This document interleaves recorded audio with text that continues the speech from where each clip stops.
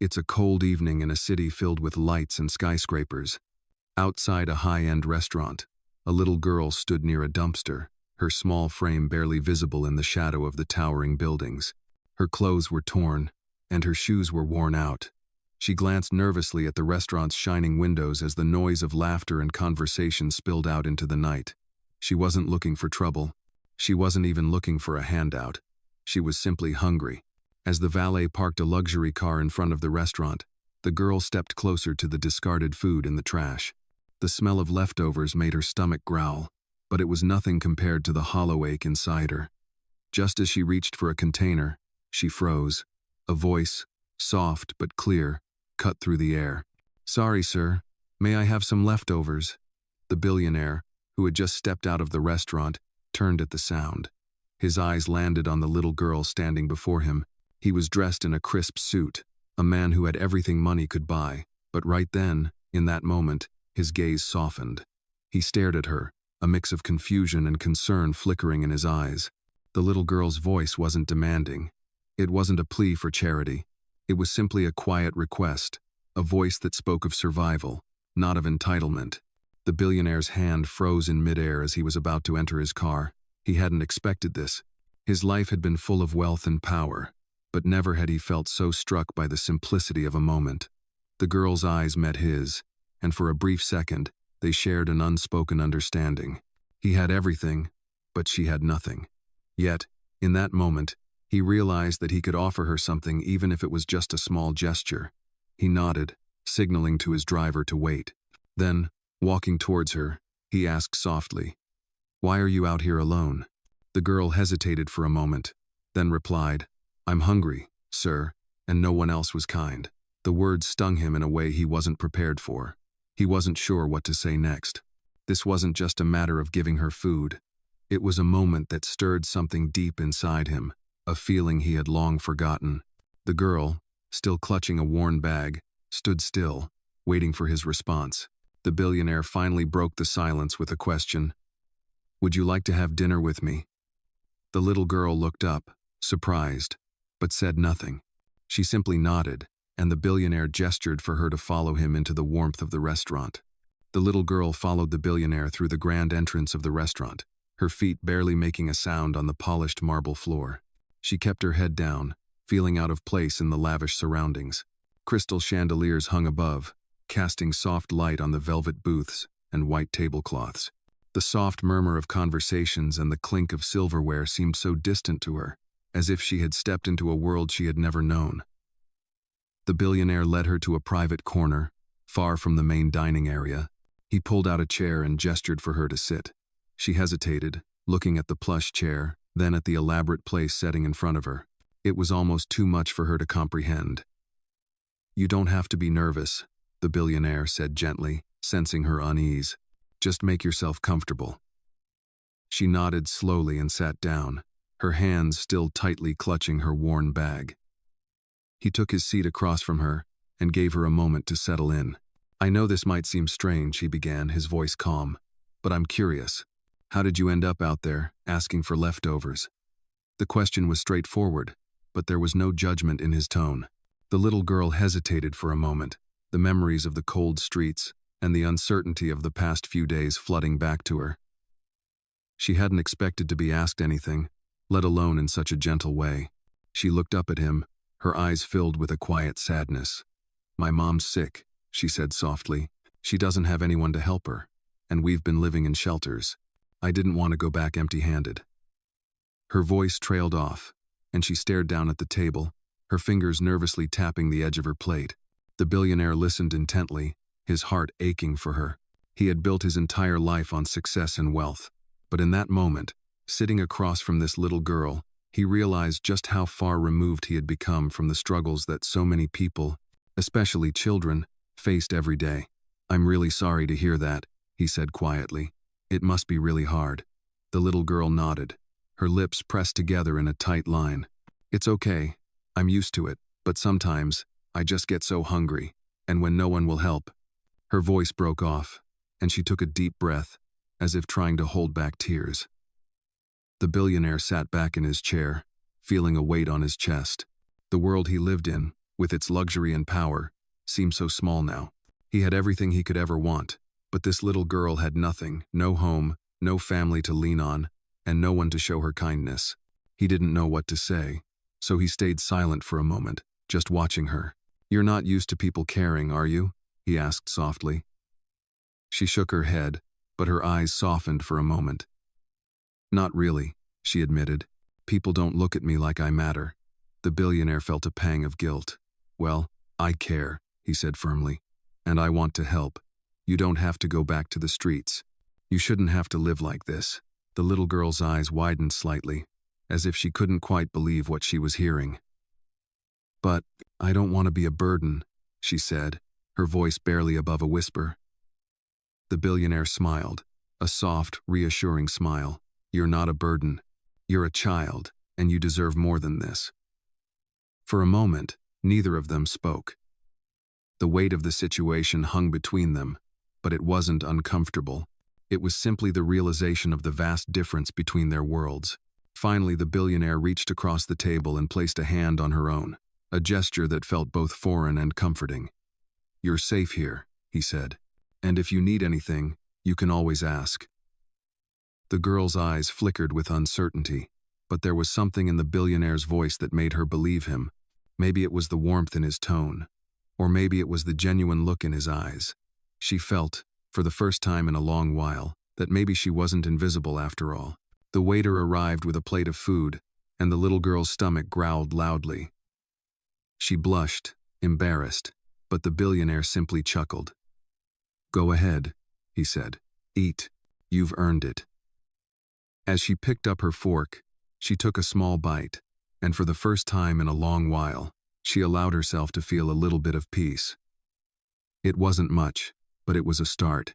The billionaire watched her for a moment, his heart heavy with the weight of the world she carried on her small shoulders. He knew, deep down, that helping her wasn't just about feeding her or giving her a place to stay. It was about giving her the chance to believe that someone cared. And in that small, quiet moment, the billionaire made a decision. He wasn't going to let her go back to the life she had known. He was going to do everything in his power to help her, even if it meant changing his own life forever. The little girl, still unsure of the new world she had entered, sat across from the billionaire, her small hands clutched around the warm cup of water he had offered her. The air in the restaurant was filled with soft music, the hum of conversations, and the clinking of glass. But for her, it all seemed so distant. As she took another tentative bite of her meal, her mind wandered back to the streets where she had spent most of her life. She had never tasted food this good. But even more so, she had never felt like she belonged anywhere. The billionaire watched her with a gentle gaze, as if waiting for something. His earlier offer to help had been sincere, but he understood that trust, especially from someone who had known nothing but hardship, was not something easily given. He cleared his throat, breaking the silence between them. "You don't have to answer if you're not ready. But tell me, how did you end up on the streets?" The girl looked up, her eyes filled with uncertainty. She had never talked about it with anyone, not anyone who would listen with care. But the kindness in the billionaire's eyes made her feel safe, like maybe she could share. Slowly, she began to speak. "My mom, she got really sick," she said quietly, her voice barely above a whisper. "She couldn't work, and we lost our apartment." Her fingers fidgeted with the edge of the tablecloth as she continued, the memories of the hardship flooding back. "I tried to get help from shelters, but they were always full. I just didn't want to give up, you know? I kept trying, but it was hard, real hard." Her voice faltered, and she paused for a moment, as if holding back the tears that threatened to fall. The billionaire's heart tightened as he listened. He could see the depth of her pain, a pain that no child should ever know. He had grown up in privilege, never wanting for anything, yet here was this little girl, struggling just to survive, all alone. He leaned forward, his voice gentle but firm. "You're not alone anymore," he said softly. "I promise, I'm here for you." The girl looked up at him, her eyes wide, as if she couldn't quite believe what he was saying. She wanted to trust him, but after everything, trust didn't come easy. "But you don't even know me," she said, her voice small. "Why would you help me?" The billionaire smiled, though his heart was heavy with guilt. "Sometimes, all it takes is for someone to see you. I see you," he said, "and I think you deserve better." She blinked, trying to process his words. It was hard to understand. In her world, people helped when they wanted something in return. But this man, this stranger, was offering help without any expectation. It didn't make sense. But for a fleeting moment, she allowed herself to believe him. She could feel something shifting inside her, a small seed of hope being planted. The billionaire sat back, allowing her time to digest what he had said. He knew he couldn't fix everything at once, but he could give her something more than food and shelter. He could give her a future. "Tell me about your mom," he asked after a while, his voice softening. "What does she need?" The girl's eyes filled with sadness. "She needs medicine," she whispered. "She hasn't been able to get better, and I don't know how to help her." The billionaire sat quietly for a moment, thinking. He couldn't imagine being in that kind of situation, helpless, unable to provide for the ones you loved. He made a decision then. "I want to help," he said firmly. "I'll arrange for a doctor to come see her, and I'll make sure she gets the treatment she needs." The girl's eyes widened, and for the first time since they had met, a smile tugged at the corners of her lips. It was small, but it was there. "You mean it?" she asked, barely daring to believe it. The billionaire nodded. "I do." He reached into his pocket and pulled out his phone, dialing his personal assistant. "Get me the best doctor available," he said into the phone, "and make sure they get to her as soon as possible." The girl watched, stunned, as the billionaire made the arrangements with ease. To her, it felt like a dream. This man, a stranger only hours ago, was now taking action to change her life and her mother's. As the call ended, the billionaire turned back to her, his face softening. "You don't have to worry about that anymore," he said. "Your mom will be taken care of." The girl's heart swelled with a mixture of disbelief and gratitude. She hadn't known how to hope, but in this moment, it felt like something real was happening. The billionaire smiled, and for a moment, they just sat there together, the silence between them now filled with a sense of understanding. The girl's meal was finished, but it was the warmth of the conversation, the kindness offered without expectation, that would stay with her long after the food was gone. As the billionaire stood to leave, he placed his hand gently on her shoulder. "You're safe now," he said, "and I'm here to help you." The girl nodded, her eyes bright with the promise of a new beginning, a future she had never dared to imagine. It was a small step, but it was a step towards something better. The next morning, the billionaire's mansion was bathed in the soft light of dawn. The grand house, with its towering columns and sweeping marble floors, felt different today. It wasn't just another empty, cold space filled with expensive furniture and art. There was now a sense of purpose in the air. The little girl Anna was still asleep in the guest room, a room she had never imagined herself in. The billionaire had made sure everything was perfect for her, from the warm blankets to the soft lighting. He had told his staff to prepare breakfast for her and to make sure she felt comfortable. But he knew it was more than just providing food and shelter. It was about giving her a sense of belonging, something she had never known. He sat in his study, the same study where he had made so many deals, signed contracts, and spent hours working on his empire. Today, though, his mind wasn't on business. He couldn't stop thinking about the conversation they had last night. Anna had opened up to him in a way he hadn't expected. The pain she carried, the weight of a broken home and a sick mother, had hit him harder than he could have imagined. It was a stark contrast to his own life, one filled with privilege, comfort, and the freedom to do whatever he pleased. But now, for the first time in a long while, he felt a deep sense of responsibility. He didn't just want to help her, he needed to. His thoughts were interrupted by the sound of footsteps in the hallway. Anna appeared in the doorway, her small figure standing hesitantly. She was wearing a soft robe that was too large for her, and her hair was still damp from her morning shower. She looked unsure, like she was still trying to make sense of everything that had happened. "Good morning," the billionaire said gently, standing up to greet her. "How did you sleep?"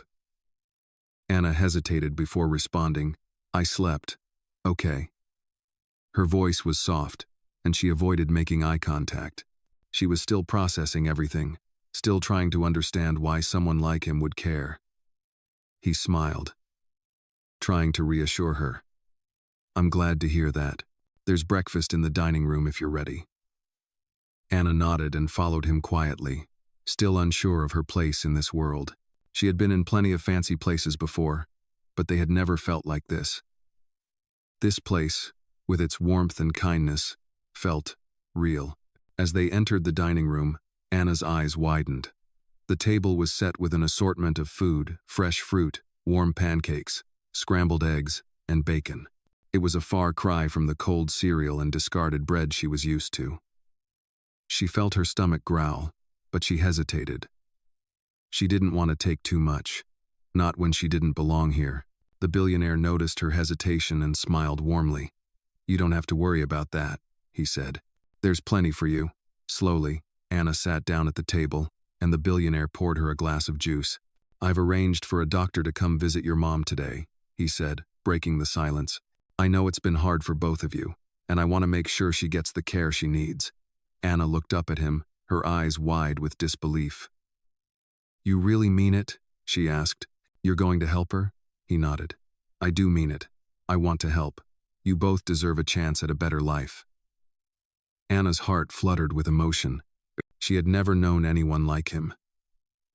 People had always walked past her, ignoring her pain, her hunger, her loneliness. But this man, this billionaire, was offering her more than food or shelter. He was offering her hope. "Thank you," she whispered, her voice thick with emotion. "I don't know what to say." The billionaire smiled, his eyes softening. "You don't have to say anything. Just know that you're not alone anymore." Anna sat quietly for a moment, her fingers tracing the edge of the plate. She felt a lump form in her throat. It wasn't just the food or the warmth of the house. It was the feeling of being seen, of being cared for. For the first time in a long time, she felt like she mattered. The billionaire's words had touched her deeply. But it wasn't just his words, it was the way he acted. He wasn't just making empty promises, he was taking action. And Anna knew, deep down, that this was the beginning of something different. As she looked up at him, she finally allowed herself to smile, a small, tentative smile, but a smile nonetheless. It was the first time in a long time that she felt like things might just get better. "You've already done more for me than anyone ever has," she said, her voice barely above a whisper. The billionaire reached across the table and placed his hand gently on hers. "And I'll do whatever it takes to make sure you and your mom are taken care of," he said. "You deserve a future, Anna. A bright one." The moment felt heavy with meaning, but it was also filled with a quiet promise. The billionaire knew that helping her was more than just a charitable act. It was about changing lives, not just hers, but his own as well. It was about learning that true wealth wasn't measured in dollars or possessions, but in the impact you had on others. As the morning sun streamed through the windows, Anna realized that she was no longer alone in the world. She had found someone who truly cared, someone who would fight for her future. And in that moment, she allowed herself to believe that things could change, that a better life was possible. She wasn't invisible anymore. The next few days passed in a blur, each one more comforting than the last. Anna had adjusted to the new rhythm of life at the billionaire's mansion, though it still felt surreal. She had never experienced anything like this before: warmth, safety, and the kind of care that she had only ever dreamed of. Every morning, she would wake up in the guest room, its soft bedding and warm lighting making her feel like she was in a dream. The billionaire, whom she had come to call Mr. Caldwell, continued to treat her with kindness and respect, never once making her feel out of place. He made sure she had everything she needed, whether it was food, clothes, or even simple comforts like books and toys. But as much as she appreciated everything he had done, Anna still couldn't shake the feeling that it all might disappear, that it was too good to be true. The promise he had made to help her mother was still fresh in her mind. She knew that the doctor had visited her mom and had started the treatment she needed, but every time she thought about the future, a small knot of worry formed in her stomach. It wasn't just about her mom getting better, it was about everything. Anna wasn't used to people sticking around, and as much as she wanted to believe in the goodness of Mr. Caldwell's promises, she still couldn't help but wonder how long this would last. The billionaire noticed the quiet worry in her eyes, even though she tried to hide it. One morning, after breakfast, he sat down next to her in the living room, where she was sketching quietly in her notebook. He could see that her hands were shaking slightly as she held the pencil, her brow furrowed in concentration. "Anna," he began gently, "I can tell something's on your mind." You don't have to keep it to yourself. You can talk to me." Anna looked up at him, her eyes wide with surprise. It wasn't that she didn't want to talk. It was just that she had never been asked to share her feelings before. She had always kept everything bottled up, trying to be strong for herself and her mother. "I don't want to be a burden," she said quietly, her voice barely above a whisper. "I know you're helping, but I don't know how long this can last. What if you get tired of me? What if my mom gets sick again and we have to leave?" The billionaire's heart broke for her. He could see how deeply she feared losing everything, how much she had been through in her young life. "Anna," he said softly, "I'm not going to get tired of you. I promised you, and I keep my promises. You and your mom are not a burden. You are both part of my life now, and I will do whatever it takes to make sure you're both taken care of." Anna looked at him, searching his face for any hint of doubt. She saw none. His eyes were steady, filled with a sincerity she hadn't seen before. Slowly, she let out a breath she hadn't realized she had been holding. It was a small thing, but it felt like the first step towards truly believing in the possibility of a new life. The billionaire smiled at her, his eyes warm with understanding. "I want you to know that you're not alone anymore. And you won't be alone again, no matter what happens. You have a family now, and we'll face whatever comes together." Anna nodded slowly, a tiny spark of hope flickering in her chest. For the first time in a long time, she allowed herself to imagine a future that was different, one where she didn't have to constantly worry about where she would sleep or what she would eat. The thought seemed impossible, yet here she was, in this beautiful house, with someone who genuinely cared. "Thank you," she said, her voice soft but filled with emotion. "I don't know how to thank you for everything." The billionaire reached out and gently squeezed her hand. "You don't need to thank me, Anna. Just know that I'm here for you, always."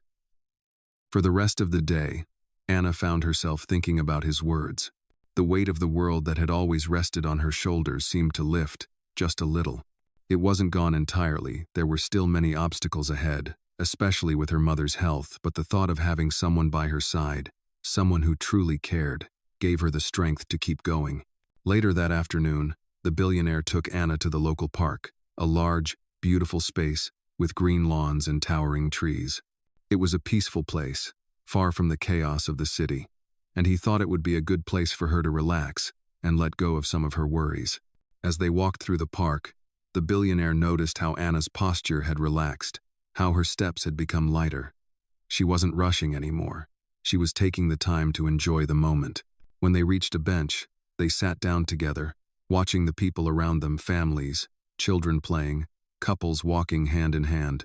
For the first time, Anna felt like she could be a part of that world, a world that seemed so distant before. "Do you think we can really have a future like this?" she asked quietly, turning to look at him. The billionaire looked at her, his expression thoughtful. "Yes, I do. It won't always be easy, but we'll make it work. Together." The words hung in the air between them, a promise that neither of them took lightly. Anna looked out at the horizon, the warmth of the sun on her face, and for the first time, she allowed herself to truly believe in a better future. A future where she and her mother weren't invisible, where they could have hope and happiness again. The days passed in a quiet rhythm, and with each one, Anna felt more at ease in the mansion. She had never imagined a life like this, a life where she didn't have to worry about where her next meal would come from or where she would sleep at night. The billionaire, Mr. Caldwell, had kept his promise. He had arranged for the best doctors to care for her mother, and each day, her health seemed to improve. Yet, as much as Anna was grateful for everything, there was still a part of her that couldn't fully accept how much had changed in such a short time. She had lived for so long without anyone to rely on, and now, everything felt so different. But it wasn't just the house, the food, or the luxury that made her feel out of place, it was the people. Mr.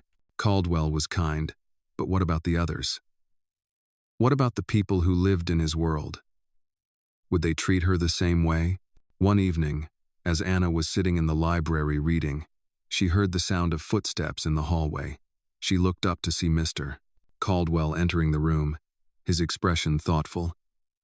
"Hey, Anna," he said with a smile. "I wanted to check on you. How are you feeling today?" Anna closed the book she had been reading and placed it on the table. "I'm fine, Mr. Caldwell," she replied. trying to keep her voice steady. "It's just, I'm still getting used to everything." Mr. Caldwell nodded, understanding. "I know it's a lot to take in," he said, sitting down beside her. "But I want you to know that you're safe here, and you're not alone. You can take all the time you need to adjust." Anna smiled faintly. "Thank you," she said quietly. "I never thought life could be like this." Mr. Caldwell smiled back. "You deserve it, Anna. You and your mom have been through so much.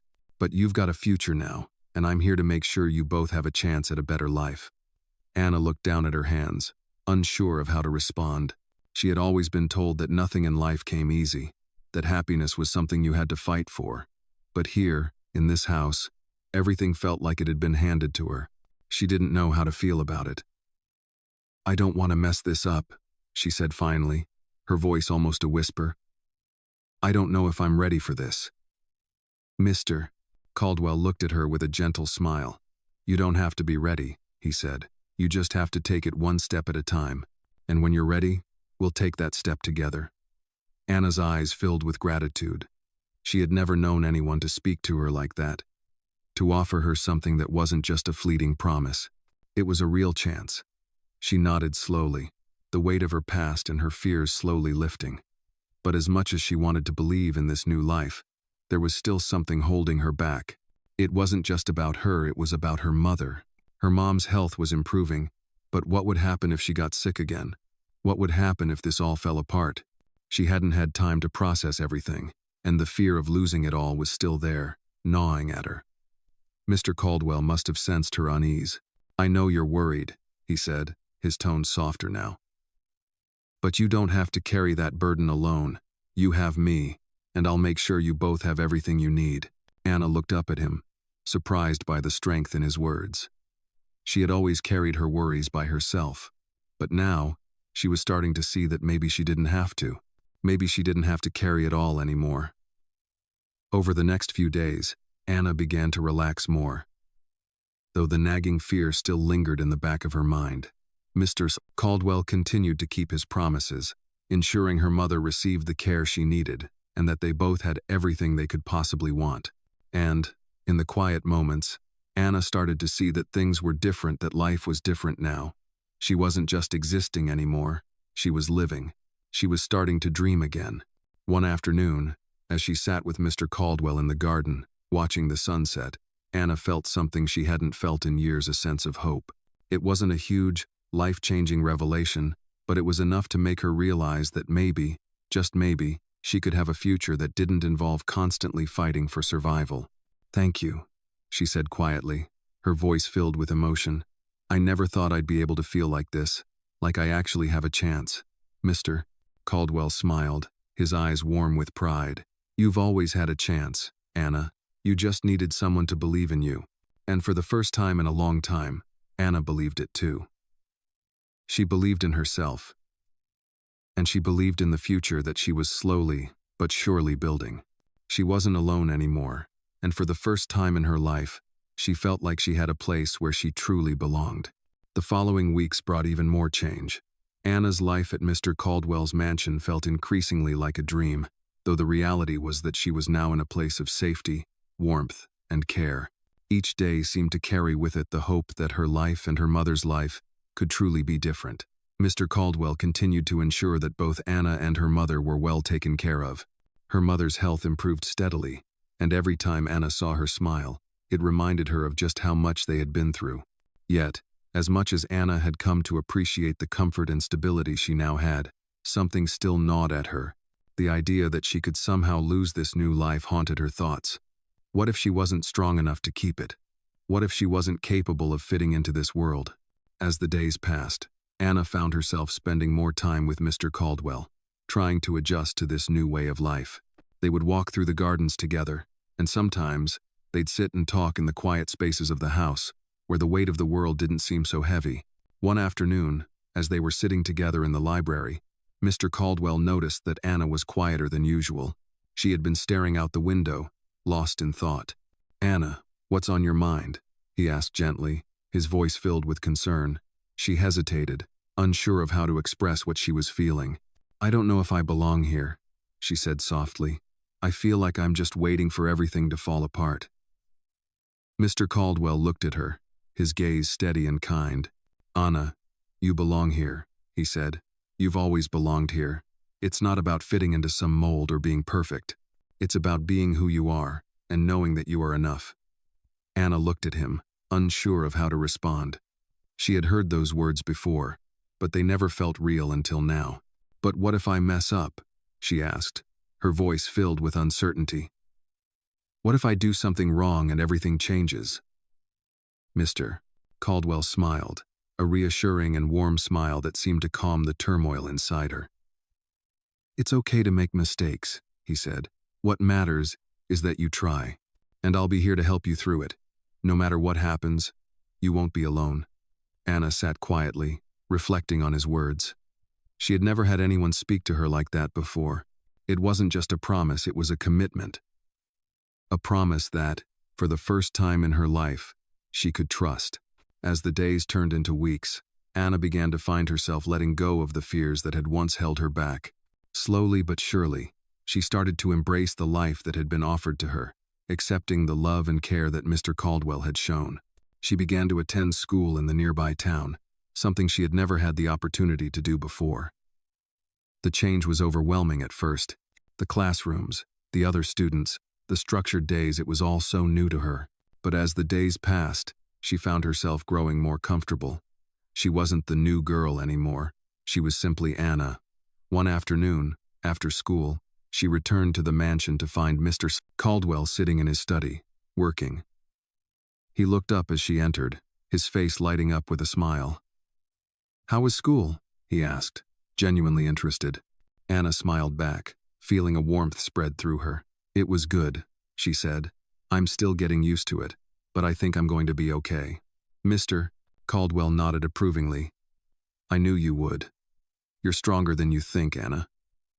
She felt a wave of gratitude wash over her. He had been right, he had believed in her when she didn't believe in herself. "Thank you," she said quietly, "for everything." He smiled again, a simple but profound gesture. "You don't have to thank me," he said. "It's what family does. We take care of each other." The word family echoed in Anna's mind. It was a word she had never truly understood before. To her, family had always been a distant concept, something she had read about or seen on TV. But now, sitting in this study with Mr. Caldwell, she realized that family wasn't just about blood, it was about connection, trust, and love. As the evening approached, Anna found herself sitting at the dinner table with Mr. Caldwell and his staff, enjoying a meal together. The table was filled with laughter and conversation, and for the first time, Anna felt like she was truly a part of something. She had a place at the table both literally and figuratively. It wasn't just about the food or the fancy house. It was about the feeling of belonging, of being seen and heard. As the night wore on, and the stars twinkled outside the window, Anna couldn't help but reflect on how much her life had changed. From the cold streets and shelters to this beautiful mansion, she had found a new sense of purpose. She wasn't just surviving anymore. She was living, and she was beginning to believe that her future could be filled with possibilities, not fear. She didn't know what the future held, but for the first time in her life, she was ready to face it with hope, strength, and the knowledge that no matter what happened, she had a family who would stand by her. As the weeks turned into months, Anna began to settle into her new life. She had started to realize that the life she had imagined for herself was not the only one possible. The mansion no longer felt like an unfamiliar place. It felt like home.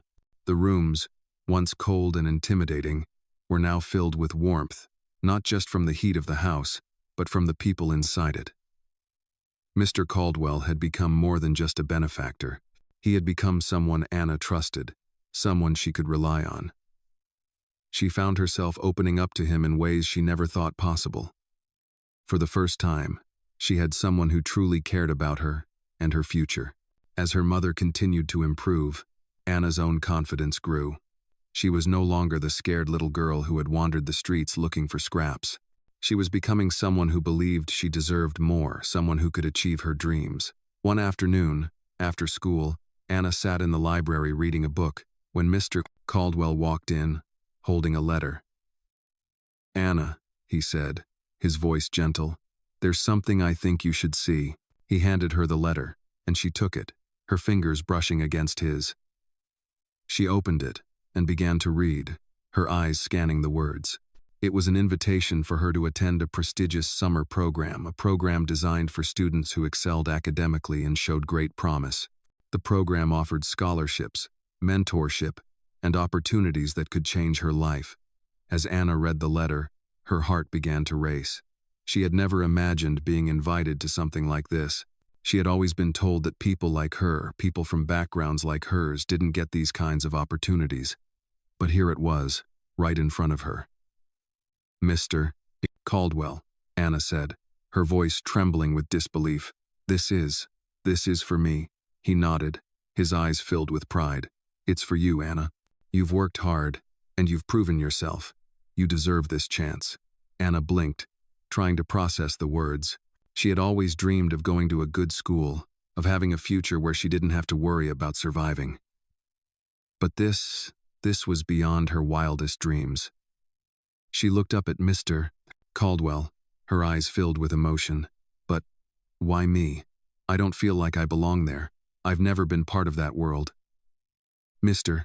Caldwell smiled and placed a hand gently on her shoulder. "You belong there because you've earned it. You've shown more courage, determination, and heart than most people ever do. You're not just some girl who grew up on the streets, Anna. You're someone who can change the world. And this program is just the beginning." Anna's heart swelled with gratitude.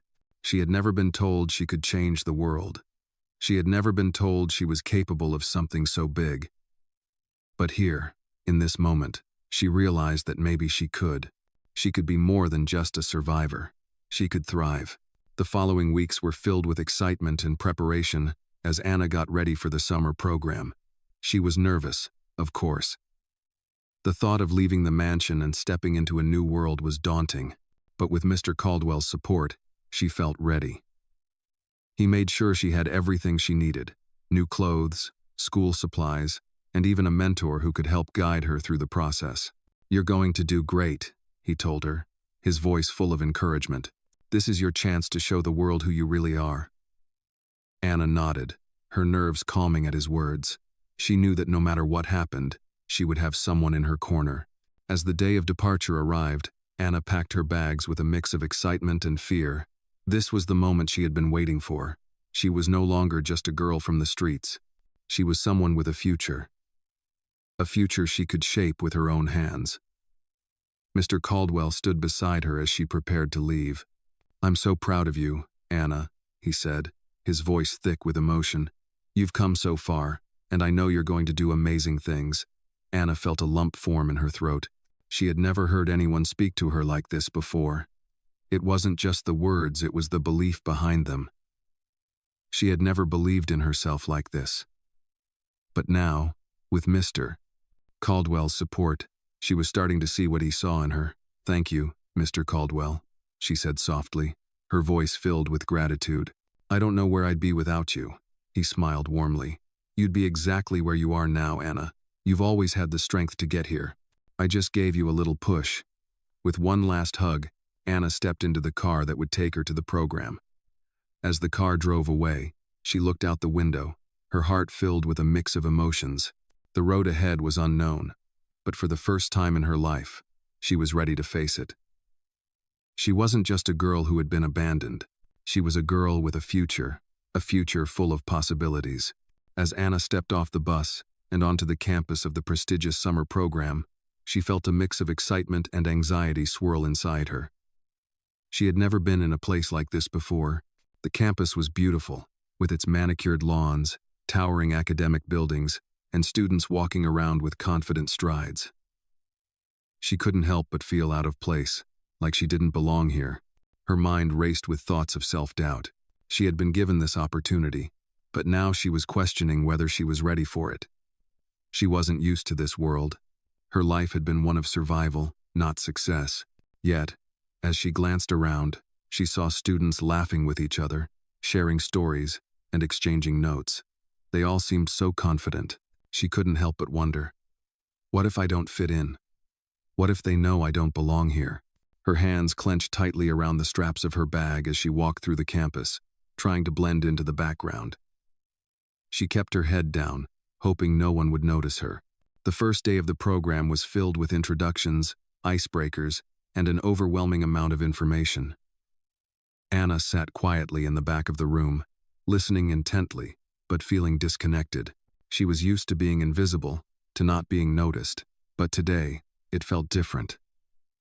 She was surrounded by people who had never struggled like she had, people who had never known what it was like to go without a meal or worry about where they would sleep at night.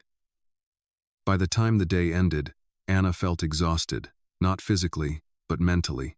She had spent the entire day battling her inner fears and anxieties. The overwhelming feeling of being an outsider was too much for her. She had tried to push through it, to act like she belonged, but deep down, she knew she wasn't fooling anyone. As she walked back to her dorm room, she felt a wave of frustration wash over her. She wanted to run away, to go back to the safety of Mr. Caldwell's mansion where she didn't have to pretend to be someone she wasn't. But deep down, she knew she couldn't go back. This was her chance.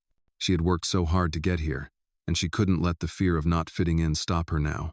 That night, as she sat in her room, she couldn't stop thinking about the day. She took out her phone and typed a message to Mr. Caldwell. "I don't know if I can do this. It feels like everyone here is so much more confident than me. What if I don't fit in?" She stared at the message for a moment, her finger hovering over the send button. She hesitated. What if Mr. Caldwell was disappointed in her? What if he thought she wasn't strong enough to handle this?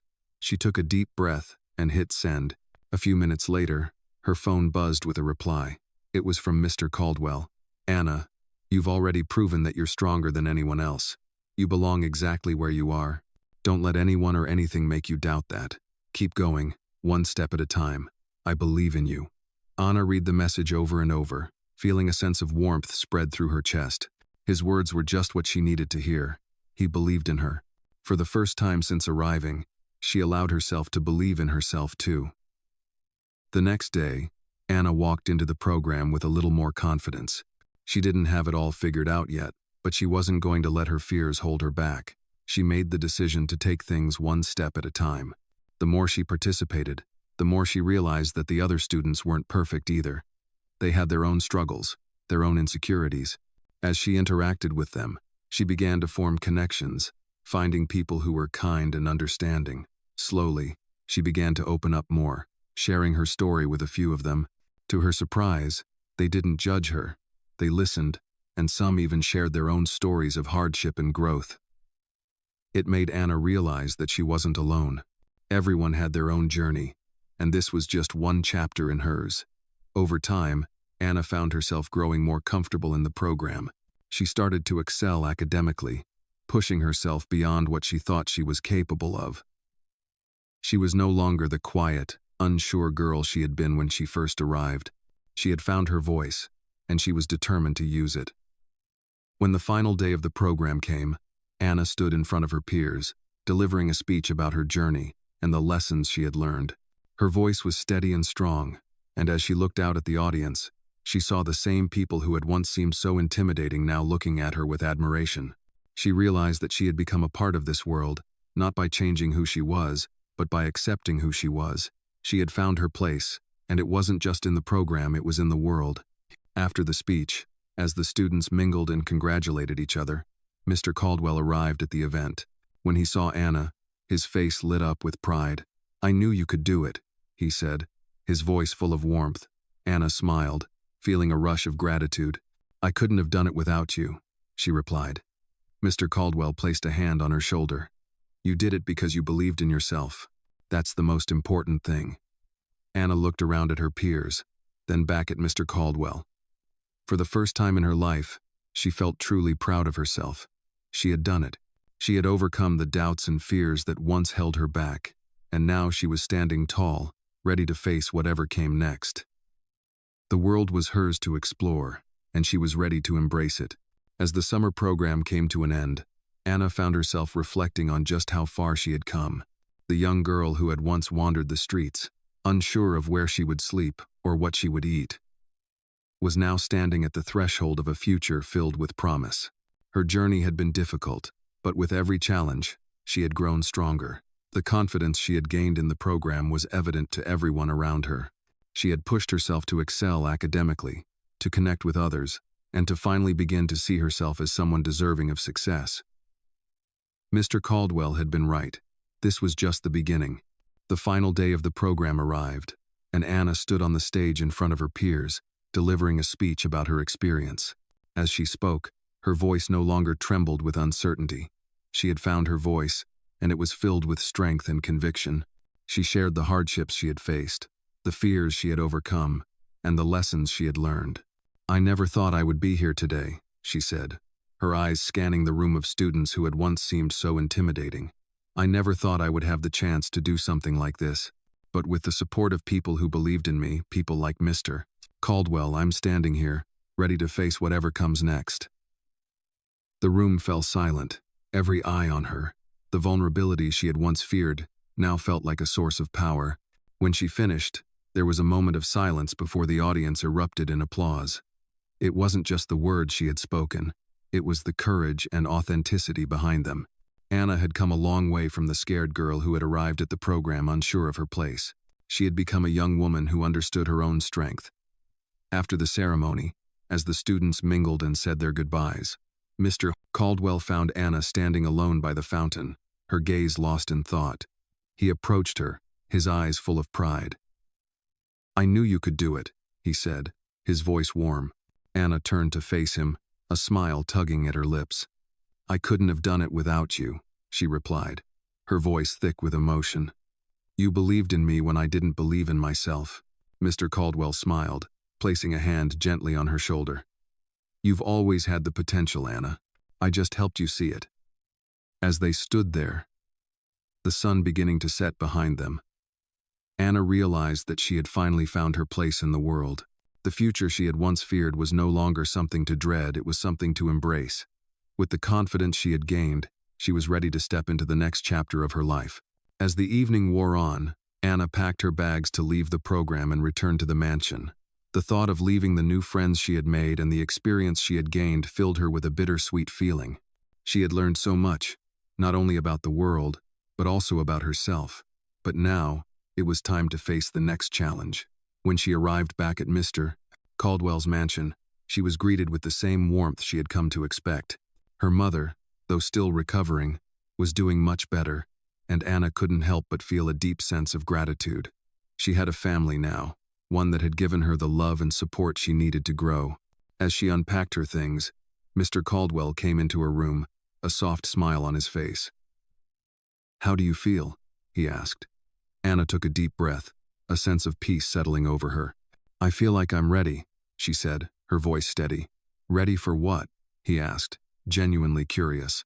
Anna turned to face him, her eyes filled with determination.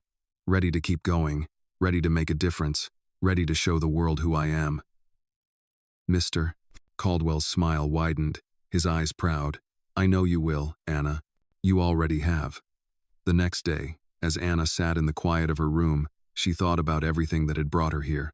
She thought about the difficult days on the streets, the moments of doubt, and the people who had made her believe in herself. She thought about Mr. Caldwell, who had given her a chance when no one else had, and about her mother, whose health had improved because of the care she had received. For the first time in a long time, Anna allowed herself to truly dream. The girl who had once wondered if she would ever escape the cycle of hardship now understood that she had the power to shape her own destiny. With each step, she was creating a future where anything was possible. She wasn't just surviving anymore. She was living, and with the love and support she had found, she was ready to face whatever challenges lay ahead. The world was waiting for her, and she was ready to make her mark. As the days passed, Anna found herself adjusting to a new rhythm in life. She had returned to the mansion after the summer program, and with each passing day, she became more comfortable in her new world. The transition had not been easy, but she had learned so much, not only about herself but about the world around her. Mr. Caldwell's encouragement had given her the strength to face her fears and move forward. He had taught her that her past did not define her and that her future was hers to shape. Anna was no longer the scared, uncertain girl who had arrived at the mansion. She had grown into someone more confident, more determined to make the most of the second chance she had been given. But even with all the changes, there were moments when the old insecurities crept in. She still worried about her place in this new world, about whether she could truly fit in and make a difference. She wondered if people would accept her for who she was, or if they would always see her as an outsider. It was on one of these days, when Anna was lost in thought, that Mr. Caldwell approached her with an offer that would change everything. "I've been thinking," he began, sitting down beside her in the garden where she liked to spend time reading and reflecting. "You've come so far, Anna, and I think it's time for you to take the next step." Anna looked up at him, curious but unsure of where the conversation was heading. "What do you mean?"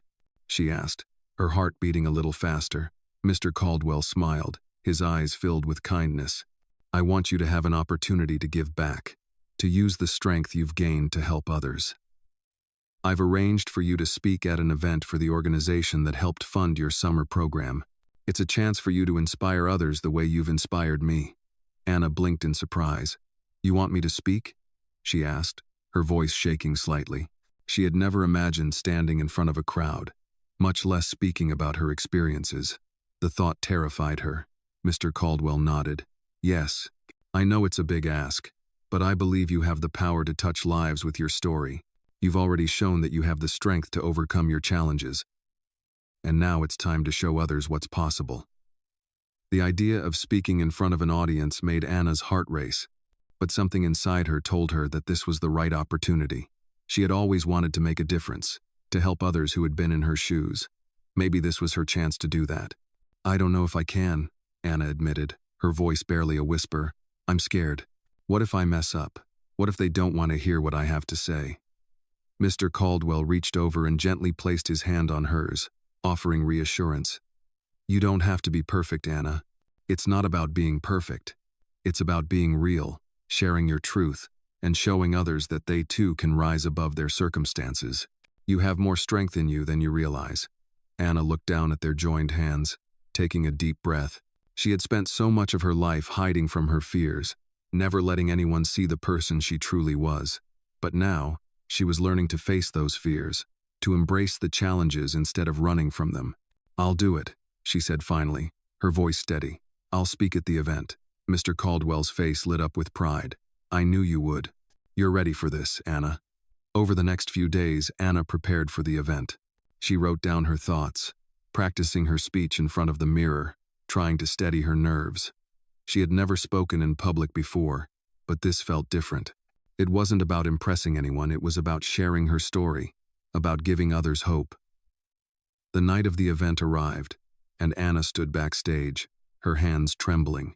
She could hear the murmur of the crowd outside, the anticipation building. Her heart thudded in her chest, but she took a deep breath and reminded herself of everything she had already overcome. She had made it this far. She could do this. As she walked onto the stage, the spotlight shining on her, Anna felt a moment of panic. But then she saw Mr. Caldwell in the front row, his encouraging smile giving her the strength she needed. She took her place at the podium and looked out at the audience. Her heart was still racing, but she opened her mouth, and the words began to flow. She talked about her journey, the hardships she had faced, the fear of never having a chance, and how she had found hope in the most unlikely of places. She spoke about Mr. Caldwell's belief in her, and how his support had given her the strength to believe in herself. "I'm just a girl who used to be invisible," she said, her voice clear. "But now, I know that I have the power to make a difference, and you do too." As she spoke, Anna could see the audience hanging on every word. She realized that they weren't just listening, they were connecting with her. They saw the strength in her, the resilience, and the hope.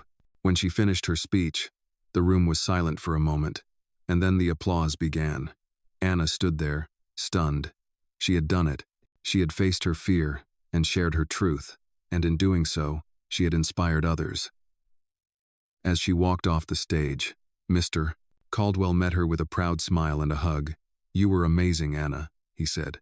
"You've just begun to make a real difference." Anna smiled, feeling a sense of accomplishment that she had never known before. She had faced her fears, shared her story, and used her voice to inspire others. And in doing so, she had found a new sense of purpose. The future was no longer something to be feared, it was something to be embraced. She had everything she needed to build a life she was proud of, and she was ready to take on whatever came next. The applause from Anna's speech lingered in her ears long after she left the stage. As she walked off the platform, her heart was still racing, but there was a new feeling inside her pride. She had faced the crowd, shared her story, and spoken her truth. For the first time in her life, Anna realized she had something valuable to offer. She wasn't just the girl who had been forgotten, the one left behind in the shadows. She was someone with a voice that could inspire others. Mr. Caldwell greeted her as she descended the stage, his eyes shining with pride. "You did it, Anna," he said, pulling her into a warm hug. "You were incredible." Anna smiled, a mix of relief and joy flooding her. "I didn't think I could do it," she admitted, her voice still shaky with emotion. "But I did. You always had it in you, Mr.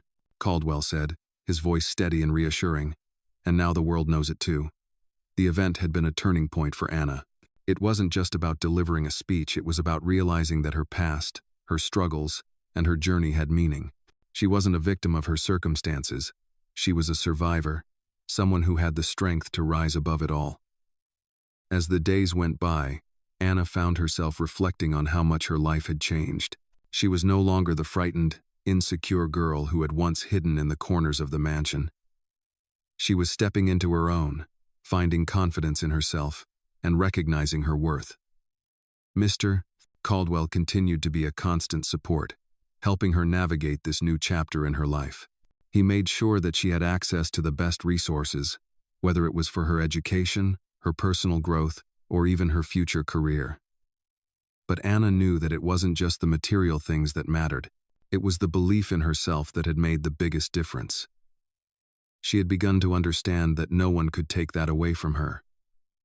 One evening, as they sat together in the study, Anna looked up at Mr. Caldwell and asked, "What's next?" "Next?" he replied, a smile tugging at the corner of his lips. "The world is yours, Anna. What do you want to do with it?" Anna paused, thinking carefully. She had spent so many years just trying to survive, trying to get by, that she hadn't really thought about what she wanted for herself. But now, with everything that had happened, she realized she had the opportunity to dream. "I want to help others," she said, her voice strong and sure. "I want to give people like me a chance, just like you gave me." Mr. Caldwell's smile widened, his eyes filled with pride. "I think that's a beautiful goal, Anna," he said, "and I have no doubt that you'll achieve it. You've already proven how capable you are." The more Anna thought about it, the more certain she became. She wanted to help those who had been left behind, those who felt invisible. She wanted to make sure that no one else had to struggle the way she had. "How do I start?" she asked, her mind racing with possibilities. "Well," Mr. Caldwell began, leaning back in his chair, "first, you need to finish school. You need to keep building your foundation. But from there, the sky's the limit. There are programs, scholarships, and mentorships you can pursue. And most importantly, there are people you can inspire." Anna nodded, feeling more determined than ever. The future was still uncertain, but she knew she was ready to face whatever came next. She wasn't alone anymore. She had the support of Mr. Caldwell and the belief in herself that she had gained over the past months. It wasn't just about what she had accomplished, it was about the person she had become. As the months passed, Anna continued to excel in her studies and become more involved in various community initiatives. She found herself working alongside people who shared her passion for helping others. She had joined local organizations, mentoring younger children who were going through similar struggles to the ones she had faced. She gave speeches at schools, telling her story and encouraging others to keep going, no matter how hard life seemed. One day, as she walked into a meeting with a group of other mentors, she was greeted by a young girl who looked at her with wide eyes. "You're Anna, right? The girl who spoke at the event last year?" she asked. Anna smiled, her heart swelling with emotion. "Yes, that's me," she said, "and I'm so glad you're here." The girl smiled shyly. "I heard your story, and I wanted to be just like you. I want to help other kids who feel like they have no way out." Anna felt a lump form in her throat. This was it, the moment she had been waiting for, the realization that her story had the power to inspire, to change lives. She wasn't just surviving anymore. She was living a life of purpose. "You will be amazing," Anna said, placing a hand on the girl's shoulder. You've already taken the first step. As she walked out of the meeting that day, Anna felt a deep sense of fulfillment. She had found her purpose. She had found the strength to turn her pain into something beautiful. And now, she was passing that strength on to others. She was no longer the scared girl who had feared the future. She was a woman who knew that no matter what came her way, she could face it with the courage, the strength, and the love she had found within herself. She was ready for whatever came next. Months passed, and Anna's life continued to evolve in ways she had once thought impossible. She had become more than just a survivor. She was now an active participant in the world around her, working to change not only her own life but the lives of others as well. She had found a deep sense of purpose in helping those who had been through similar struggles, and the more she worked with others, the more she realized how much her own journey had shaped her. One day, Mr. Caldwell invited Anna to a meeting with a group of community leaders, philanthropists, and educators. It was a gathering to discuss how they could improve the lives of underprivileged youth in their area. Anna felt a mix of excitement and nervousness as she entered the room, but as she looked around, she saw familiar faces. These were people she had worked with over the past months, people who had inspired her, just as she had hoped to inspire others. As the meeting began, Mr. Caldwell stood at the front and introduced Anna to the group. "This is Anna," he said with a smile, "a young woman whose story and heart have already touched many lives. She is the reason we're all here today, and I know she'll be an important part of the work we're doing moving forward." Anna felt a warm flush spread across her cheeks. She had never been in the spotlight like this before, but as she looked at the faces around her, she realized that this was her chance to make an even bigger impact. She stood up, her hands trembling slightly as she adjusted her papers. "I used to think that my story didn't matter," she began, her voice steady but filled with emotion. "I thought I was just another girl who had fallen through the cracks, someone who would never have a chance to succeed. But I was wrong. What I've learned is that no matter where you come from, no matter what you've been through, you can change your life. And I want to help other kids who feel like they don't have a chance. Because if I can do it, anyone can." As she spoke, Anna could see the group listening intently, their faces filled with admiration and respect. She had always doubted her ability to make a real difference, but now, she understood that her voice mattered. She was no longer invisible. The room was silent for a moment before a woman in the front row stood up. "You're an inspiration, Anna," she said, her voice full of warmth. "We need more young people like you to show others that anything is possible. What can we do to help you, to help your vision come to life?" Anna blinked, taken aback by the question. She had never been asked what she needed before, and for a moment, she wasn't sure how to answer. But as she looked around at the faces of the people in the room, she realized that this was the moment she had been waiting for. "I want to create a program," she said, her voice gaining strength. "A program that helps kids who are struggling, kids who don't have the support they need to succeed. I want to show them that they can be more than their circumstances, that they can build a future for themselves." The woman nodded, her eyes shining. "That's exactly the kind of program we need. Let's make it happen." Over the next few weeks, Anna worked alongside Mr. Caldwell and the other community leaders to turn her vision into reality. Together, they developed a program designed to provide mentorship, tutoring, and life skills to young people who needed it most. They partnered with local schools, businesses, and volunteers, and soon, the program was up and running. Anna poured her heart and soul into the project. She spent countless hours meeting with students, offering support, and helping them navigate the challenges they faced. She shared her story with them, just as she had done at the event, showing them that they, too, could overcome obstacles and create a better future for themselves. As the program grew, Anna began to see the impact she was having. The kids who had once felt hopeless and invisible were now thriving, gaining confidence, and setting goals for their future. The program became a lifeline for many of them, just as Anna's own journey had been for her. One afternoon, after a particularly rewarding meeting with the students, Anna sat down with Mr. Caldwell in the garden. "I can't believe how far we've come," she said, her voice filled with gratitude. "It feels like everything I've been through has led me to this moment." Mr. Caldwell smiled warmly. "You've always had this potential, Anna. I just helped you see it. The world is a better place because of the work you're doing." Anna smiled, her heart full. "I never could have done it without you," she said, her voice thick with emotion. "You've been there for me every step of the way." Mr. Caldwell placed a hand on her shoulder, his expression proud. "And I'll continue to be here for you, every step of the way. You've changed so many lives, Anna, and this is just the beginning." As Anna looked out at the students playing in the park, she realized that her journey was far from over. She had come so far, but there was still so much more she wanted to do. She was no longer the scared girl who had been lost and alone. She was someone with a purpose, someone who was making a difference. The world was full of possibilities, and Anna was ready to embrace them all. The weeks continued to pass, and Anna's program was flourishing. She had become more than just a mentor to the kids who attended.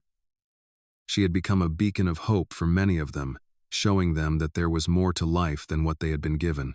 Her days were filled with tutoring, meetings, and helping the kids navigate their challenges. The smiles of the students who once felt like they had no future now brightened her days. Anna had never imagined that her journey would lead her here, that she would be the one giving back, helping others find the strength to rise above their circumstances. She had always believed that someone like her couldn't make a difference, but now she knew that was not true. One afternoon, as she sat in her office at the program's headquarters, a letter arrived for Anna. She opened it to find a scholarship offer from a prestigious university. The scholarship was a full ride, covering tuition, books, and living expenses. Anna could hardly believe her eyes. This was the opportunity she had dreamed of, a chance to further her education and continue her path toward making a difference in the world. She held the letter in her hands for a moment, letting the weight of it sink in. This wasn't just about her, it was about all the kids she had worked with, all the kids who now looked up to her. This scholarship was a sign that her hard work had paid off. It was a sign that she was capable of achieving more than she had ever thought possible. Anna immediately called Mr. Caldwell to share the news. When he answered, she could barely contain her excitement. "Mr. Caldwell," she said, her voice trembling with joy, "I got the scholarship. I can go to college." Mr. Caldwell's voice on the other end of the phone was filled with pride. "I knew you would," he said. "You've worked so hard, Anna. You deserve this more than anyone I know." As Anna hung up the phone, she felt a wave of emotion wash over her. The tears that she had held back for so long finally began to fall. This was the moment she had been waiting for, the moment she had been working toward. She had the chance to build the future she had always dreamed of. That evening, she sat down with her mother and told her about the scholarship. Her mother, still recovering but stronger every day, looked at Anna with tears in her eyes. "You've done it, Anna," she said softly. "You've made it." Anna smiled, feeling her heart swell with gratitude. "We've made it," she corrected. "I couldn't have done it without you." It had been a long, hard road, but they had come through it together. Anna's success wasn't just her own, it was a shared victory. The next few weeks were filled with preparations. Anna had to choose the university she would attend, arrange housing, and make sure all the paperwork for the scholarship was in order. It was exciting but overwhelming, and there were moments when she felt unsure. This was a big step. She was leaving the world she had built with Mr. Caldwell and her mother, and stepping into a new chapter of her life, one that was full of promise but also full of unknowns. The night before she was set to leave, Anna sat in the garden, thinking about everything that had brought her to this point. She had been afraid for so long, afraid that she would never be good enough, afraid that her past would always hold her back. But now, she knew the truth. She had the power to shape her own future. She wasn't the scared little girl she used to be. She was a young woman who had found her strength and her purpose. The next morning, Anna said her goodbyes to Mr. Caldwell and her mother. It was a bittersweet moment. She was excited for what lay ahead, but she knew she would miss the familiar comfort of the mansion and the family she had come to cherish. Mr. Caldwell hugged her tightly, his voice full of pride. "You've come so far, Anna," he said. "I have no doubt you're going to do amazing things. Just remember, you're never alone. You always have a family here."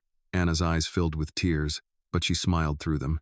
"I'll never forget everything you've done for me," she said, her voice filled with emotion. "You changed my life." As the car pulled away, Anna looked out the window at the familiar mansion fading in the distance. She was filled with a sense of excitement and possibility. This was her future, one she had earned and worked hard for. She had proven to herself that she was capable of anything. The road ahead was uncertain, but Anna no longer feared it. She was ready to take the next step, to build the future she had always dreamed of, and to help others along the way. She had become the person she always wanted to be, the person who could make a difference in the world, no matter where she came from. The first few weeks at university were a whirlwind for Anna. The campus, bustling with new faces and opportunities, was a far cry from the life she had known. She had traded the comfort of Mr. Caldwell's mansion for the unknown world of lectures, assignments, and dorm life. At times, the transition felt overwhelming. The pressure to succeed, to prove that she belonged here, was constant. But through it all, she found herself standing tall, a quiet strength emanating from within her. For the first time, Anna felt like she was truly in control of her future. The scholarship had opened doors, but it was her determination, her willingness to face her fears, that allowed her to walk through them. She threw herself into her studies, determined to make the most of this opportunity. Her professors recognized her potential, and her classmates began to notice the quiet confidence she carried with her. But Anna's true growth wasn't just in the classroom, it was in how she interacted with others. At the start, she had kept to herself, unsure of where she fit in among the students who seemed so different from her. They had grown up with privilege, never having to worry about the basics of survival. But as the weeks passed, Anna began to see that despite their differences, they shared the same dreams, the same desire for a better future. She started to form friendships, slowly but surely. Her dorm room, once a place of isolation, became a place where laughter echoed and late-night conversations flourished. One evening, as Anna sat in the common room with a group of new friends, she found herself reflecting on just how far she had come. She had always thought that she was too different, that she would never be accepted. But now, surrounded by people who genuinely cared, she realized that her past didn't define her. It was the person she was becoming that mattered. The feeling of belonging was something she had never truly experienced before. But here, in this moment, it was undeniable. The next few months flew by as Anna navigated the challenges of university life. She excelled in her classes, made deep connections with her peers, and became more involved in campus activities. But despite her growing confidence, there were still moments when the old fears crept back in. She would lie awake at night, her thoughts racing, wondering if she truly deserved to be here. Those moments of doubt, however, were becoming fewer and farther between. With each new success, Anna's belief in herself grew stronger. One afternoon, while sitting in the library, Anna received an unexpected message. It was from a former mentor at the summer program she had attended before starting university. The message read, "Anna, we've been following your progress, and we're incredibly impressed with what you've accomplished. We would love for you to speak at an upcoming event for our new program. You've become a role model to so many, and we believe your story could inspire the next generation of students." Anna stared at the screen for a moment, the words sinking in. She had gone from being the shy girl who never thought she could do anything to becoming someone others looked up to. It was a moment of realization she was making an impact.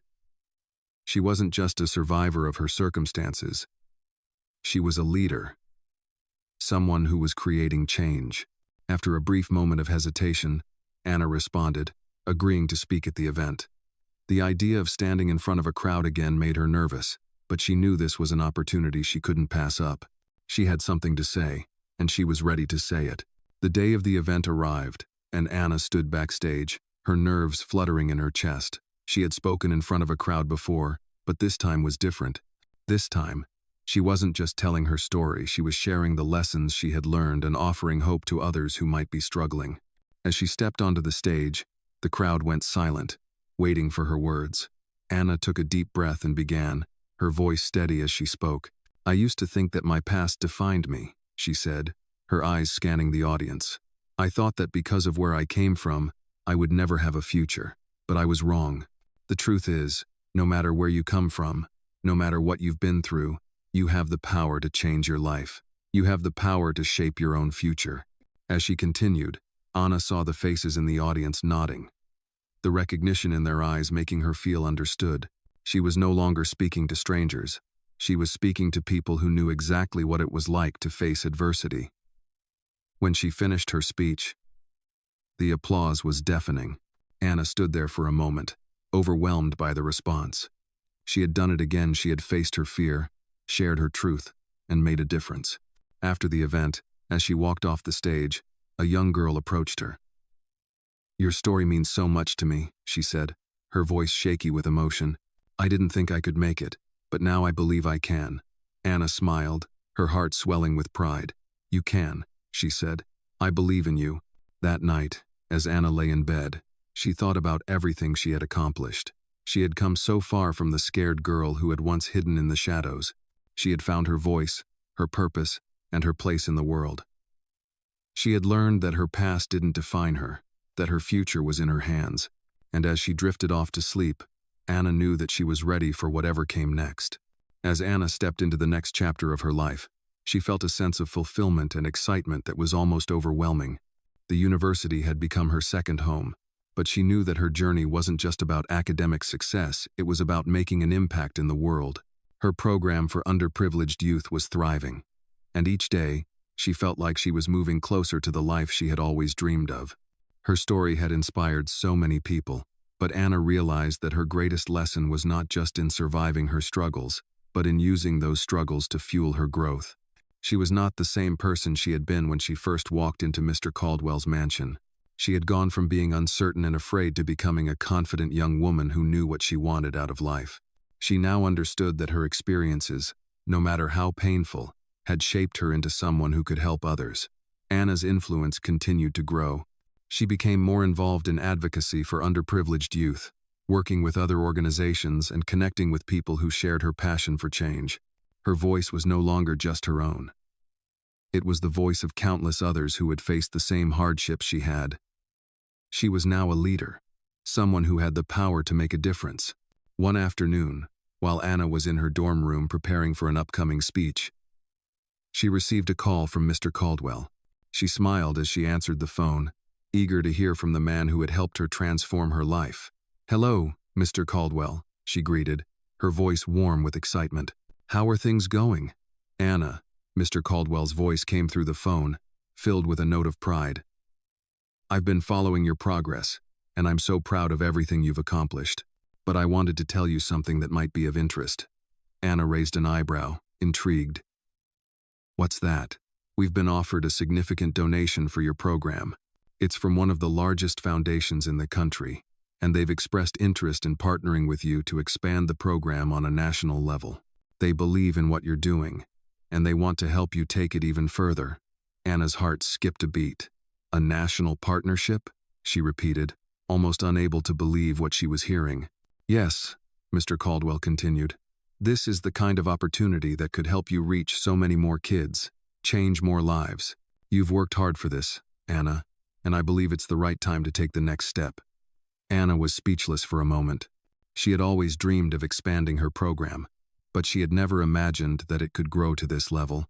She thought about all the kids who had already been impacted by her program, and how many more could benefit from it if given the chance. "This is incredible," she finally said, her voice full of awe. "I never thought it would get this big." "You've earned it," Mr. Caldwell said warmly. "And now it's up to you to decide how to move forward. You'll have the resources to make a real difference." Over the next few weeks, Anna worked with Mr. Caldwell and the Foundation's representatives to put together a plan for the national expansion of her program. It was a huge undertaking, one that required her to step outside her comfort zone. But Anna felt ready. She was no longer afraid of the challenges that lay ahead. She had faced so much already, and she knew that this opportunity was one she couldn't let slip away. The program would grow to serve children in different states, offering mentorship, education, and resources to those who needed it most. Anna knew that this was just the beginning. She could see the ripple effect of her work, spreading further and further, reaching more lives with each passing day. One evening, as she sat in her dorm room, Anna looked at the plans she had helped create. She thought about how far she had come from the girl who once wondered if she would survive the day, to the young woman who was now shaping the future of so many others. It was a humbling feeling, but also an empowering one. She knew she couldn't have done it without the people who had supported her, Mr. Caldwell, her mother, her friends, and all the mentors who had guided her along the way. But she also knew that it was her own strength, her belief in herself, that had brought her to this point. That night, as Anna reflected on her journey, she realized something important. She had always believed that success meant doing things on her own, overcoming challenges without help. But now she understood that success wasn't about doing everything alone, it was about surrounding yourself with people who believed in you, and using that support to fuel your own growth. She wasn't alone anymore. She had built a community, a family, and together, they were changing the world. As Anna closed her eyes that night, a sense of peace washed over her. She was ready for what came next. The future was no longer something to fear. It was something to embrace, because she knew that no matter what happened, she had the strength to face it. And she was not alone in this journey. She had built something far greater than just a program. She had built a movement, and it was only just beginning. As the program expanded across the country, Anna found herself juggling more responsibilities than ever before. She had always dreamed of creating a ripple effect, of reaching as many kids as possible with her message of hope, and now, that dream was becoming a reality. The foundation's support had allowed her to develop mentorship programs, build partnerships with local schools, and secure more funding. But with every new step, the pressure to succeed grew. Despite the challenges, Anna felt a deep sense of fulfillment. She could see the impact of her work in the students who were thriving under the guidance of the program. She had built a network of mentors and volunteers who were as passionate about the cause as she was, and together, they were creating a future for young people who had been written off by society. But as the program expanded, so did Anna's responsibilities. She found herself traveling across the country, meeting with new partners, and managing an ever-growing team. The demands of her role as both a leader and a visionary were beginning to weigh on her, and there were times when she felt exhausted. It was during one of these trips that Anna found herself sitting in a conference room with a group of potential donors, listening to their suggestions and concerns about the future of the program. It had been a long day, and Anna was already mentally drained. But she forced herself to stay focused. As the meeting continued, she found herself growing more and more frustrated. The donors were focused on numbers, on the immediate impact, and Anna was struggling to explain the long-term vision. She believed in the potential of the program, in its ability to change lives, but the constant pressure to prove its worth in terms of statistics was starting to take its toll. As the meeting came to a close, Anna excused herself and stepped outside into the cool evening air. She took a deep breath, trying to clear her mind. She had come so far, but in moments like this, she felt like she was losing sight of the reason she had started this journey in the first place. She wasn't in this for the numbers, the accolades, or the recognition. She was in this because she had been given a chance, and she wanted to give that same chance to others. She didn't want to lose the heart of the program, the sense of community, the personal connections, the belief in every individual's potential. As she stood there, lost in thought, her phone buzzed. It was a text from Mr. Caldwell. "How's it going?" it read. Anna smiled, grateful for the support he had always offered. She replied, "It's going, but I'm feeling a little overwhelmed. I'm not sure I'm doing enough, or if I'm even staying true to the vision I had when we started." Mr. Caldwell's response was immediate. "Anna, you've already done more than most people could even imagine. You're changing lives every day. Don't lose sight of that. This is your journey, and you're doing it in your way." His words were a reminder of why she had started this journey in the first place: to help others, to make a difference, to be true to herself. She didn't need to please everyone. She needed to keep her vision clear and remember the people she was doing this for. The next day, after returning to her hotel, Anna took some time to reflect. She thought about the kids she had worked with, the smiles on their faces when they realized that they, too, could have a future. She thought about the students she had mentored who had come back to thank her for showing them that they were capable of more. It wasn't about the donors or the pressure to meet expectations. It was about the kids. It was always about them. As Anna made her way back to her office the following week, she felt renewed. She had faced a moment of doubt, but she was ready to face whatever came next. The growth of the program, the struggles, and the triumphs had all been part of the journey, and now, she knew that it wasn't about perfection, it was about progress. With every step she took, the program grew stronger. It wasn't just about reaching more kids. It was about ensuring that each kid was seen, valued, and given the tools they needed to succeed. Anna wasn't just building a program anymore. She was building a movement. The growth of the program across the country was proof of that. She had taken something small, something born from her own experience, and turned it into a beacon of hope for others. And while the work wasn't always easy, Anna knew that she was doing the right thing. She wasn't alone in this journey. She had the support of Mr. Caldwell, her team, and all the people who believed in the mission. But most importantly, she had the belief in herself that had carried her through the hardest of times. The future was still uncertain, but Anna now understood something vital. She was ready to face it, no matter what. She had already proven that she could rise above anything life threw at her, and she was determined to keep going, to keep fighting for a better future for the kids who needed it most. The movement she had started was far from over. It was just beginning. As the program continued to expand, Anna found herself reflecting on everything she had accomplished. She had built something meaningful from nothing, and now it was reaching more people than she ever thought possible. But the growth also brought new challenges. Managing a nationwide program required constant adjustments, navigating a maze of logistics, and working with many different groups, all while staying true to the heart of her mission, to help underprivileged youth find a way out of their circumstances. Despite the pressure, Anna felt a renewed sense of purpose. Every success, every student who came through the program, every life that was changed, was a reminder that the work she was doing mattered. However, the weight of the responsibilities started to take its toll. Anna had always prided herself on being able to handle pressure, but now, with the program running on a national scale, she began to feel overwhelmed. There were days when the tasks seemed endless, and she found herself wondering if she could keep up the pace. One evening, as she sat at her desk in the office, going over a report on the program's progress, she received a call from Mr. Caldwell. He had been keeping an eye on everything from afar, offering support whenever she needed it. "Anna," he said warmly, "how are you doing?" Anna hesitated, her fingers gripping the edge of the desk. She hadn't told him how stressed she had been feeling lately, but something in his voice made her realize that it was okay to admit she was struggling. "I'm doing okay," she said, her voice betraying her exhaustion.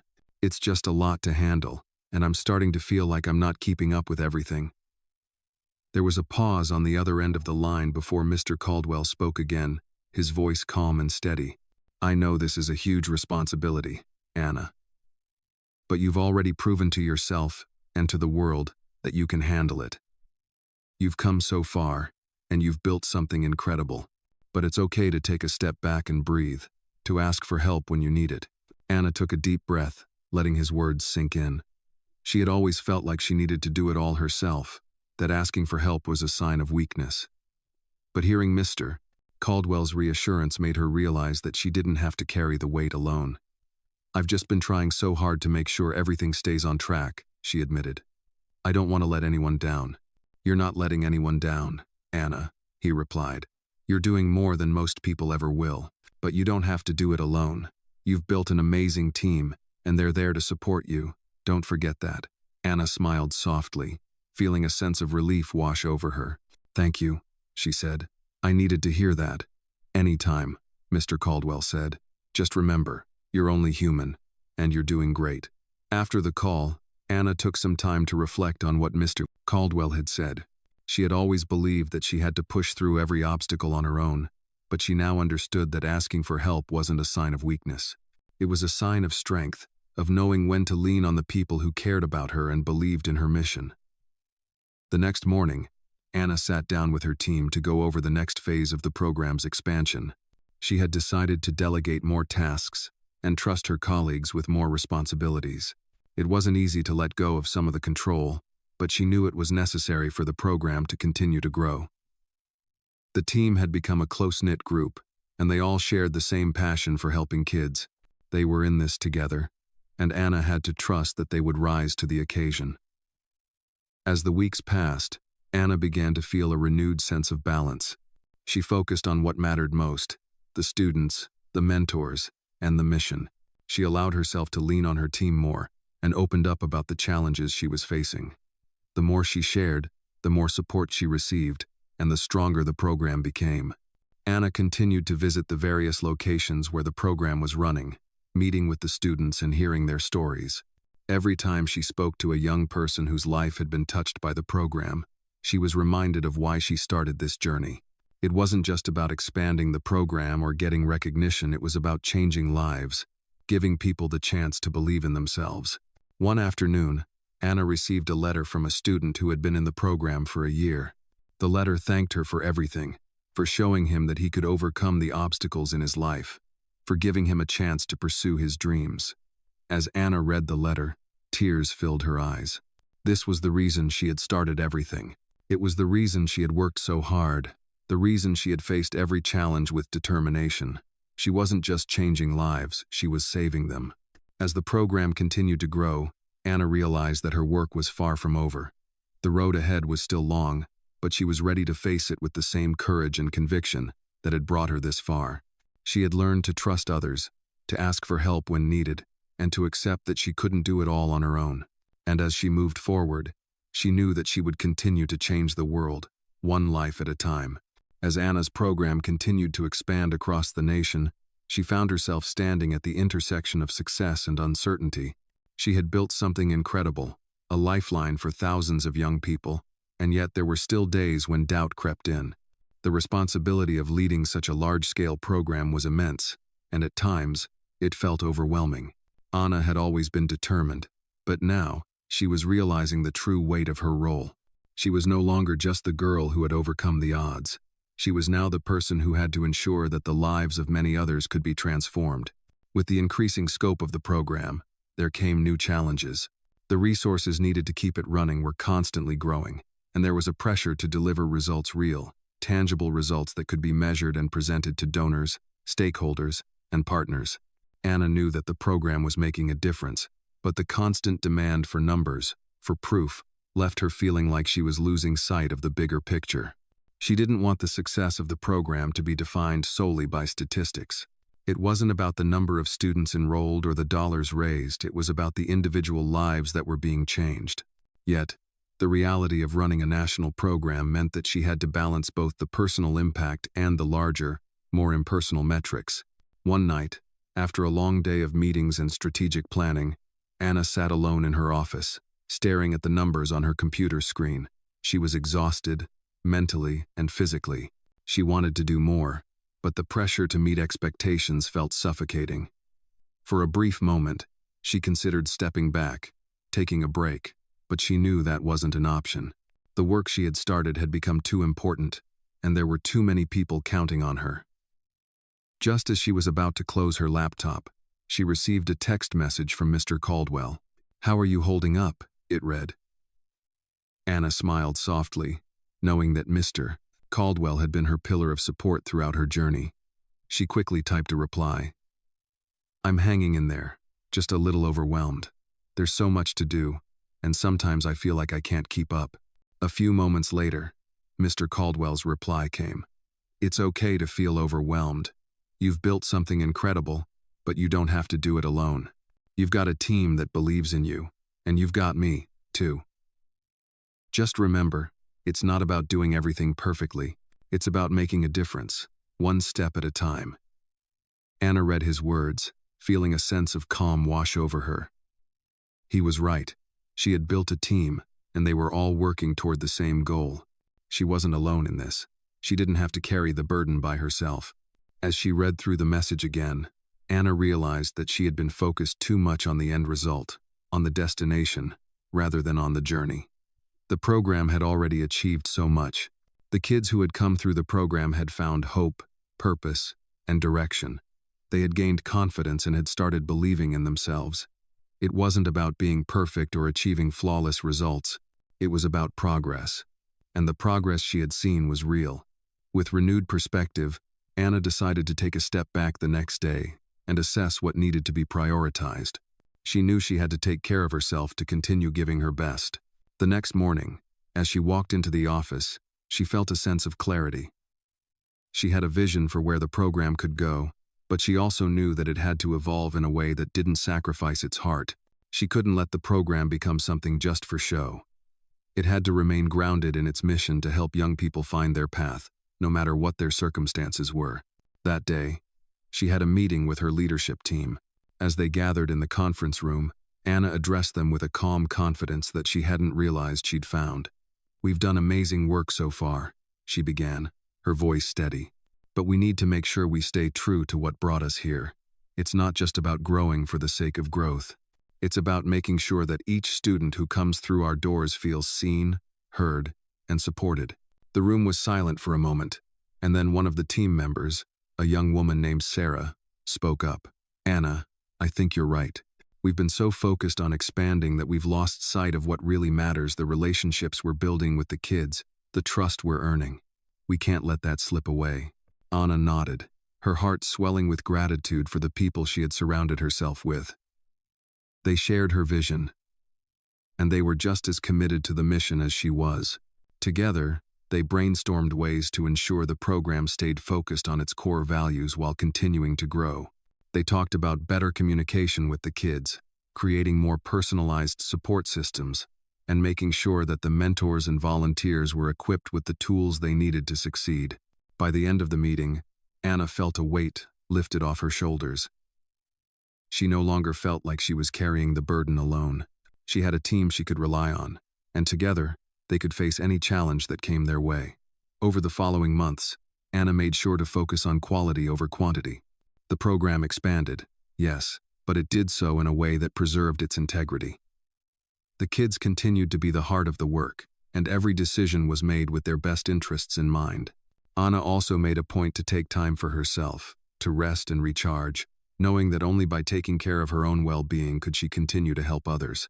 It wasn't always easy, but Anna had learned that success wasn't just about achieving big goals, it was about staying true to what mattered, making meaningful connections, and trusting that progress, no matter how small, was enough.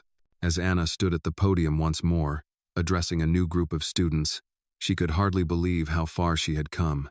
The journey that had started with uncertainty and fear had led her here, to this moment where she was not just a leader of a program, but a symbol of hope and possibility for others. Her heart swelled with pride as she looked out over the room filled with eager faces, all of them looking to her for inspiration. She had become the very thing she had once longed for: a beacon of hope for young people who needed it the most. The expansion of her program had been a monumental success, and though the work was never done, Anna knew that it was making a difference in the lives of countless young people across the country. She had learned to balance the demands of the program with her own personal growth, understanding that it was okay to ask for help and to lean on her team.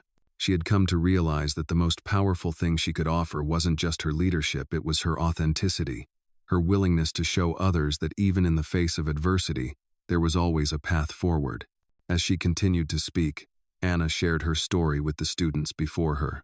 She spoke of the difficulties she had faced growing up, the obstacles that had once seemed insurmountable, and how she had come to understand that every challenge was an opportunity to grow. "When I was your age," Anna said, her voice steady and strong, "I didn't think I had a future. I thought my circumstances would define me. But I learned that no matter where you come from, no matter what you've been through, you have the power to choose your path. I want you to remember that every single day." The students sat in rapt attention, some of them nodding in agreement, others with tears in their eyes. Anna saw herself in them, their uncertainty, their hunger for something more, their desire for change. She knew exactly how they felt, and in that moment, she realized that the work she had done wasn't just about helping them, it was about showing them that they had the same strength within themselves that she had discovered in her own journey. The rest of the day was spent in workshops and group discussions, where Anna and her team helped the students brainstorm ideas for their own future success.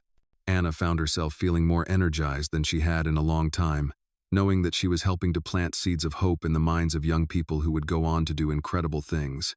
As the event came to a close, Anna took a moment to step outside and reflect. The sun was beginning to set, casting a warm golden light across the campus. She closed her eyes and took a deep breath, feeling a sense of peace wash over her. It was moments like these that reminded her why she had started this journey in the first place. The path had not been easy, and there had been times when she doubted herself. But the rewards had been worth it. She had built something that would last, a legacy of empowerment and change that would continue long after she was gone. As she walked back inside, she was greeted by her team, each of them beaming with pride. Together, they had achieved something remarkable. But Anna knew that the journey wasn't over. There was always more work to be done, more lives to change, and more opportunities to create. "We did it," she said with a smile. "But we're not done yet. There are so many more people who need us, and we're going to keep going." The team cheered, knowing that with Anna leading them, there was no limit to what they could accomplish. As the years passed, Anna continued to see the impact of the program grow. She had become a trusted voice in the community, a champion for underprivileged youth who had nowhere else to turn. The program had expanded into new cities, new states, and even internationally. But no matter how much it grew, Anna remained committed to the core values that had driven her from the beginning: helping others, building relationships, and creating opportunities for those who needed it the most. Anna had learned that success was not just about reaching the top, it was about lifting others up along the way. She had found purpose in her work, and through it, she had discovered her own strength and resilience. Looking back on everything she had accomplished, Anna knew that her journey wasn't just about overcoming her past, it was about creating a better future for everyone. And as she stood on the stage, looking out at a new generation of young people, she knew that the future was brighter than ever. It wasn't just a future for her, it was a future for all of them. And that, she realized, was the greatest achievement of all.